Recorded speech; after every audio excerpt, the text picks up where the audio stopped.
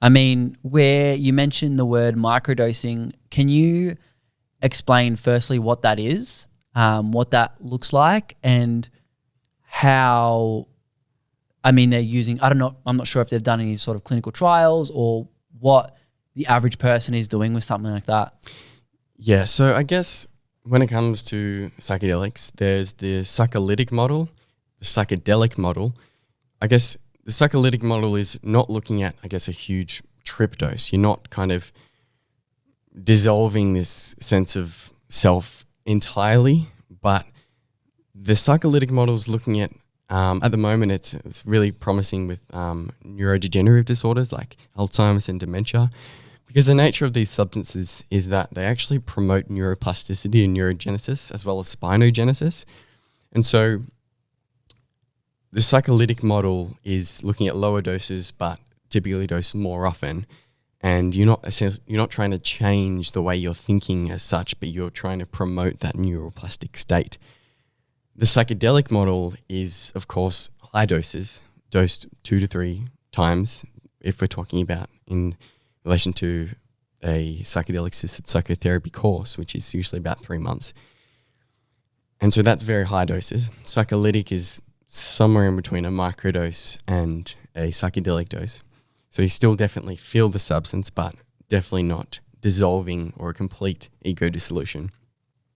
But then a microdose is something that's usually a 10th to a 20th of a typical quote-unquote trip dose. So it's meant to be subperceptual. But the idea behind it is that you're trying to accommodate this neuroplastic state and promote neurogenesis. And so when it comes to clinical trials, there isn't any clinical trials because firstly, there hasn't even been enough funding for the psychedelic model to come into fruition. And secondly, because we're working with more so optimization, it's very hard to firstly fund something that is using an illegal substance.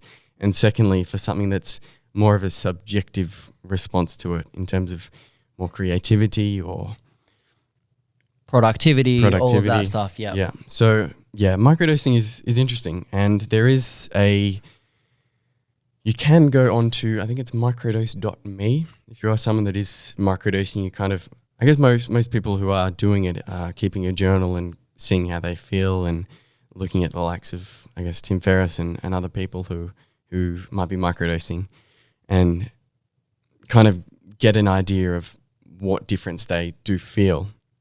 But yeah, essentially it's a subperceptual dose with the idea being you're more productive and you can kind of use that neuroplastic state of the brain to mold new connections more easily.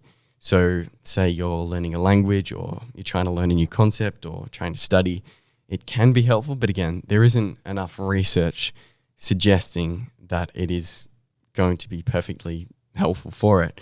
But we're just basing that off the neuroplastic and spinogenesis and neurogenesis properties that psychedelics have.